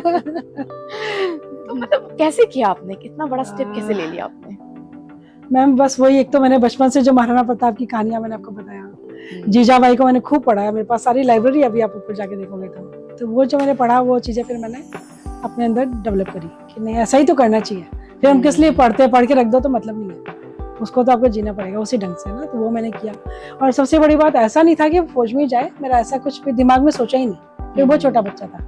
मुझे बस ये था कि एक बहुत अच्छा इंसान बने, शुरू से बस एक ही टारगेट था कि अच्छा इंसान बने। और जब ये पर माहौल वही था, सारे बैचमेट्स वही थे, आना जाना, बहुत बहुत प्यार देते वो लोग मुझे, सारे के सारे। उन्होंने देखिए कि आसाम के अंदर उनके नाम से सड़क बनवाई है, क्योंकि अब वो लोग बहुत बड़ी पोस्ट पे आ गए है ना, खुद उनके हाथ में पावर है। उस जमाने में नए नए ऑफिसर्स थे, तो आसाम में सड़क बनाई है। और उससे बड़ी बात है कि पंजाब के गुरदासपुर के आसपास उनके नाम से बीओपी बनाई है, बॉर्डर आउटपोस्ट। बहुत बड़ी चीज होती है और वो बहुत ही अहम वो चीज, जैसे लाइक कोई भी बड़ा, यदि बहुत सारी बीओपीज होती हैं, चौकियां जिसको अपन बोलते हैं, कोई आतंकवादी आएगा उस चौकी को अपने को बचाना है और हमें उनकी खत्म करनी है, ऐसा होता है ना। तो उसका नाम भी उन्होंने डिप्टी कमांडर सुभाष शर्मा चौकी रख दिया। तो जब मैं अभी अखबार पढ़ती थी कि ड्रोन आया और हमारी बीएसएफ ने गिरा दिया उसको, तो मुझे कौन सी चौकी, सुभाष शर्मा चौकी, तो मुझे बड़ा अच्छा लगता था। कोई भी बड़ा वीआईपी आएगा तो, क्योंकि फर्स्ट चौकी है वहाँ की, सबसे अहम जिसको बोलते हैं, तो वहाँ जाएंगे, जाना ही जाना है। तो मेरा तो मकसद ही वही है कि मेरे दुनिया की मेमोरी बड़ी शॉर्ट होती है ना, भूल जाते हैं लोग। जैसे आपने सौरभ कालिया को याद किया, मुझे अच्छा लगा, तो लोग पर भूल जाते हैं पता नहीं क्यों, है ना, जबकि उन्हीं के लिए तो उसे जान दी है। हाँ जी। किसके लिए? वो भी तो जब इंटेलिजेंट है तब वो देखिए अफसर बनाया, वो कुछ भी कर सकता है, पर वो क्यों जा रहा है? क्योंकि उसको है ये चीज, तिरंगा उसको आकर्षित करता है कि मुझे इसके लिए कुछ करना है, इसलिए वो जाता है। तो फिर जब उसको मैंने उन्हीं अफसर से मिलवाया, उनसे छोटी छोटी बातें अपनी भाषा में पूछता था। और एक बार मैं बहुत लकी हूँ कि मुझे भगत सिंह के भाई जी से भी बात हुई थी, कुलतार सिंह जी से। हाँ जी, वो मनिंदर सिंह बिट्टा है ना, पंजाब के कैबिनेट मंत्री होते थे, उनको पता था ये बड़ी ऐसी वाली है जिसको शौक है इन्हीं चीजों का। तो उन्होंने कहा मैडम बात करो, लो मिलो इनसे। मैंने कहा तो मजा आ गया मुझे। तो उन्होंने मुझे ये बोला था कि मैडम आज का जो सिचुएशन है, यहाँ की जो पॉलिटिक्स बहुत गंदी होगी अपने देश में, तो हमारे भगत ने तो अंग्रेजों के खिलाफ लड़ा था, तो वो फिर भी ठीक था। आपके तो इस गंदी पॉलिटिक्स के बीच में रह के कितना दिल भी दुखता कई बार आपको, जब लोग खराब बोल देते होंगे, फौजियों के लिए इज्जत नहीं हो रही है, तभी भी आपने देश के लिए करा, आपके हस्बैंड ने, तो मैं आपको सैल्यूट करता हूँ। उन्होंने मुझे, कुलतार सिंह जी ने बोला था। फिर जो मेरा बच्चा उस टाइम 4-5 साल का था, 5 साल का था, तो उसको बोला कि बेटा आप अपने पापा जैसे बनोगे ना? तो ये कहता हाँ मैं अपने पापा जैसा बनूंगा। अच्छा, तो वहीं से शुरुआत तो हो गई। हाँ, तो वो बात मुझे, देखिए प्रधानमंत्री ने भी मुझे सम्मानित किया है, राष्ट्रपति जी ने भी किया है, आडवाणी जी ने भी किया है, विज्ञान भवन में अमिताभ बच्चन जी ने भी सम्मानित किया है। पर जो सबसे ज्यादा यदि मुझे कोई बोलेगा क्या अच्छा लगा, तो मुझे अच्छा ये लगा कि मुझे कुलतार सिंह से बात हो गई, जो अब रहे नहीं फाइनली। तो वो मेरे लिए यादगार है बहुत अच्छी। तो उस रंग से हम लोग पले बढ़े। और जब ये 10 साल का था, शायद 5th क्लास में था, तब एक दिन बोलता है कि मम्मा मैं एनडीए के थ्रू आर्मी में जाऊंगा। तो भूमिका तो मैंने लाइक कराटे सिखा दिए थे, पढ़ाई में इसको ऑलराउंडर मुझे बनाना ही था, है ना, स्केट सिखा दिए थे, जो जो इसके बस का था मैं सब करवाती थी। और इसको कहानियां, छोटा सा 3 साल का भी, लोग तो पता नहीं क्या लौटपोट पढ़ते होंगे, और मैं इसको भगत सिंह की कहानी सुनाती थी, तो नेक्स्ट डे उठ के पूछता था फिर उनके पापा ने क्या कहा था, जो देश शहीदों को भूल जाता है वो देश जिंदा नहीं रहता। तो इसको ये बातें तक छोटे से को याद थी, तो ये दूसरी कहानियां नहीं सुनना चाहती थी। तो इस तरह से हम बड़े हुए। तो इसने जब 10 साल का था तो बोला, ये सेंट पॉल्स में पढ़ा है, नर्सरी से 12th वहीं पढ़ा है। तो बोला कि मम्मा मैं एनडीए के थ्रू आर्मी में जाना चाहता हूँ। मेरे हस्बैंड बीएसएफ में थे, तो मुझे बहुत ज्यादा नहीं चीजें पता थी एनडीए की। तो ये बेटा वो तो और भी टफ होता है। तो बोला कि मम्मा 6-7 लाख लोग एग्जाम देते हैं, 200 सीट्स है आर्मी के लिए, मुझे आर्मी में जाना है। तो मैंने कहा तो 200 में सिलेक्ट हो जाएगा? मुझे इतना भी नहीं पता था। तो कहता मम्मा मैं फर्स्ट 10 में आना चाहिए, तब जाके मैं आर्मी चीफ बनूंगा। तो यानी इसको ये भी पता था कि आर्मी चीफ जो देश का एक है नायक, वो। तो मैं कहा चलो भाई, सपने तो बहुत अच्छे हैं, बहुत अच्छी बात है दित्य से बच्चे ने। नहीं तो आजकल मैं देखती हूँ 11th के बच्चे को नहीं पता होता क्या करना आगे, पूछे हाँ सोचेंगे आंटी ये। तो इसने जब उसने ठान लिया तब मैं इसके स्कूल गई थी। मैंने कहा कि देखिए पढ़ाई में तो ये अच्छा है, पर इसको आप हर चीज में रखो, इसको मैं चाहती हूँ ऑलराउंडर बने। तब जाके उनको हमने आर्मी का नहीं बोला था, मैंने कहा आपको इसको ऑलराउंडर बनना है। तो फिर ये फाइनली गोल्ड हाउस कैप्टन था वहाँ पे, बास्केटबॉल कैप्टन था, डिबेट में ये हमेशा फर्स्ट आता था, मॉडलिंग में ये फर्स्ट आता था, हाइट वगैरह इसकी अच्छी थी, और जो भी था इसके शौक वो सब करा। तो ऑलराउंडर था। फिर नेशनल डिफेंस एकेडमी 17 साल में देते हैं, 17 साल में इसने दिया, तो इसने ऑल इंडिया में 13 रैंक आया। और उसके बाद जब 3 साल वहाँ रहा तो वहाँ का बेस्ट घुड़सवार था, बेस्ट स्विमर था, और वहाँ का बटालियन कैडेट एडजुटेंट था। वहाँ पे कुछ एक कोर्सेज होते हैं उसके नाम के आगे अब चीता लगता है।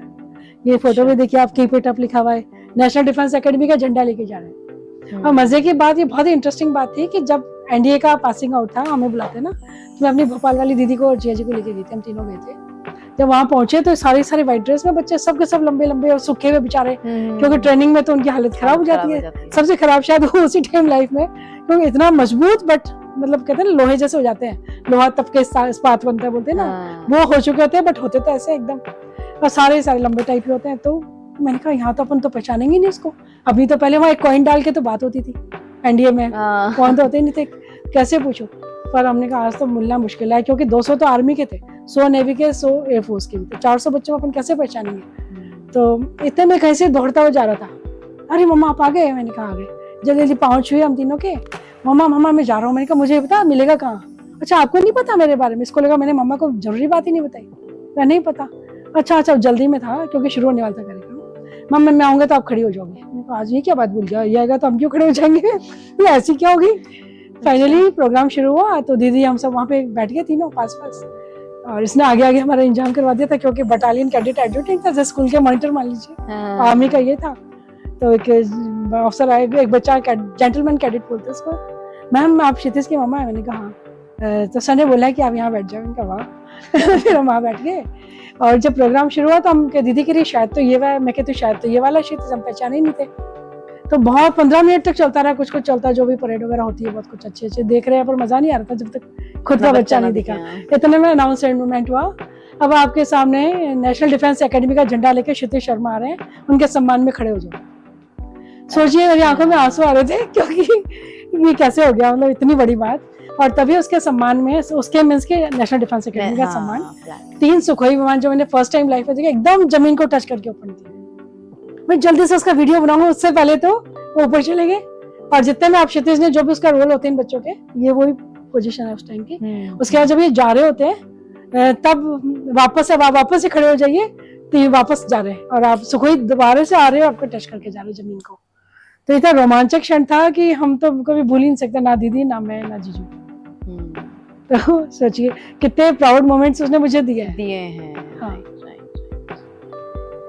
और उसके बाद जब ये कोटा आया था तभी भी एक ये अपने रेडियो जॉकी, पता नहीं इसको किसने फोन करा कि ना आपका हम इंटरव्यू लेंगे। अब हम तो बैठ के ऐसे लेटे बातें कर रहे थे, अरे मम्मा 3 बज गए, मुझे जाना है। मैंने कहाँ जाना है? मेरा इंटरव्यू। मैंने इसको तो अपन ने आदत है स्पून फीडिंग की, कुछ तो बताया ही नहीं इसको, ये बोलना है। अरे मम्मा देखी जाएगी, मैं तो जा रहा हूँ। और फिर मैं रेडियो एफएम चला रही हूँ, जल्दी से सुनेगा। तो जो उसकी सबसे अच्छी बात लगी ना, मैं कि उन्होंने पूछा कि आप क्या संदेश देना चाहते हो, तो इसने इसका जवाब था कि भाई ऑफिसर बनने की क्वालिटीज क्या होती है, तो सबसे पहले आपको एक अच्छा इंसान बनना पड़ेगा। इसका ये आंसर मुझे बहुत अच्छा लगा, क्योंकि यही तो मैं इसमें डाल रही थी, आप सिखाना चाहते थे हमेशा से एक अच्छा इंसान। हाँ जी। आज बहुत कुछ मैंने सीखा आपसे, मतलब एक बहुत ही इमोशनली चार्ज्ड एक एपिसोड होने वाला है ये। और इससे पहले कि हम रैप अप करें, आई जस्ट वांट कि आप एक मैसेज जो देना चाहे हमारी सारी ऑडियंस को, आपकी तरफ से कुछ मैसेज। देखिए, एक तो आप चाहे बच्चा हो, यूथ हो, बड़े हो, लेडी हो, जेंट्स हो, या देश के नेता हो, कोई भी किसी भी फील्ड में है, वो सबसे पहले तो एक अच्छा इंसान बने, ये मैं हमेशा सबको बोलूँगी। और आपको यदि आगे बढ़ना है तो आप एक दूसरे की लाइन ना काटें, खुद की एक बड़ी लाइन खींचें। और जिस तरह से आपने मेरा भी अभी एग्जाम्पल देखा, तो हम हमेशा पॉजिटिविटी के साथ चलें, कभी भी आपको नेगेटिविटी पास रखनी नहीं है। और आप अपने आप को सबसे बड़ा वो मानो कि मैं अपने आप को एक छोटा सा एक इंसान मत मानो। आप जिस भी पोस्ट पे, लाइक मैं एक लेडी हूँ, मैं अपने आप को लेडी ना मानूँ, मैं देश को रिप्रेजेंट कर रही हूँ। तो जिस दिन आप अपने अंदर भारत को घुसा लोगे, आपके अंदर देश बसता है, तो जिस दिन आप वो चीज़ समझ लोगे तो आप एक तो गलत एक्शन नहीं करोगे। है ना, हमेशा आप उसको और अच्छा करके दिखाओ। आपको कंपटीशन भी करना है ना, तो आप बड़ी लाइन खींचो। तो एक तो ये, और एक जैसे कि मेजर क्षितिज है, अभी मेजर की पोस्ट पे है, लेफ्टिनेंट बना था शुरू में, तो आज उसने वही पॉजिटिविटी रखी, तभी उसकी प्रोफाइल सबसे ज़्यादा अच्छी सेलेक्ट हुई होगी कि आज की डेट में वो अपने आर्मी चीफ हैं उपेंद्र द्विवेदी जनरल, उनका एडीसी है। हाँ जी, तो एक बहुत ही प्राउड की, ये तो बिल्कुल कहते हैं ना कि हाँ जी, हाँ जी, आपकी लाइफ लॉन्ग नौकरी निकल जाती है, बट आपको आर्मी चीफ कहाँ मिलेंगे। हाँ जी, पर आप आज वो उनके साथ ही है, उनके साथ उनका एडीसी है, और कितनी बड़ी जिम्मेदारी का काम वो निभा रहा है ना। तो उसके लिए तो आपको पॉजिटिविटी, आपकी 1% भी यदि नेगेटिविटी आ गई तो आप उस काम को हैंडल कर ही नहीं पाओगे। पर हमेशा खुश होकर बात करता है, काम उसको इतना जिम्मेदारी का है कि मैं उसको जल्दी से डिस्टर्ब नहीं करती, है ना। पर वो रात को एक बार मुझसे जरूर बात करेगा सोने से पहले। तो वही है कि आप बड़ी लाइन खींचिए, किसी को भी गिराने के लिए ऐसी हरकत ना करें कभी भी। ये मैंने जो दुनिया में देखा, समझा और सीखा, तो मैं सबको ये बोलना चाहती हूँ, कोई भी किसी भी लेवल पर बैठा है कि, और आपके पास एक बहुत अच्छा नेता सामने खड़ा है मोदी जी के रूप में, जो उनसे आप सीखो। और बहुत सारे लोग हैं प्रेरणा जिससे आप ले सकते हैं। हाँ, भाई एक छोटे से बच्चे से भी ले सकते हैं, बिल्कुल आप ले सकते हैं। एक अपने देश के प्रधानमंत्री से भी ले सकते हैं। बहुत अच्छी बात बोली आपने, और सबसे इम्पोर्टेंट चीज ये कि आप एक अच्छा इंसान बने। और बहुत अच्छा लगा कि आप हमारे शो में आए, और आपने इस शो के थ्रू, मतलब मैं तो बहुत इंस्पायर्ड थी, हमारी ऑडियंस को भी डेफिनेटली बहुत इंस्पिरेशन मिली होगी। Thank you ma'am for being here. एक टोकन ऑफ रिस्पेक्ट है आपके लिए, आपको ऑनर करने के लिए। ये बहुत सुंदर है, बहुत थैंक यू सो मच। मतलब मुझे लगा कि क्या दें आपको, क्या दें, और इससे बेस्ट कुछ दिमाग में स्ट्राइक करा नहीं। Seriously thank you. So this was the episode of pain and pride. बहुत सारे इमोशनल अपहीवल रहे इस एपिसोड के थ्रू। पर्सनली मेरा जो एक्सपीरियंस रहा, जो आज मेरा टेक अवे था, वो यही है कि आप एक अच्छे इंसान बनो। आप जो भी आपको बनना चाहते हैं, आप एक डॉक्टर बनना चाहते हैं, आप एक इंजीनियर बनना चाहते हैं, आप एक आर्मी ऑफिसर बनना चाहते हैं, आप एक जवान बनना चाहते हैं, उससे पहले बहुत जरूरी है कि आप एक अच्छे इंसान बने। और इसी स्पिरिट के साथ में आई जस्ट वांट टू से each one of you a big thank you for joining us in this series. Thank you once again.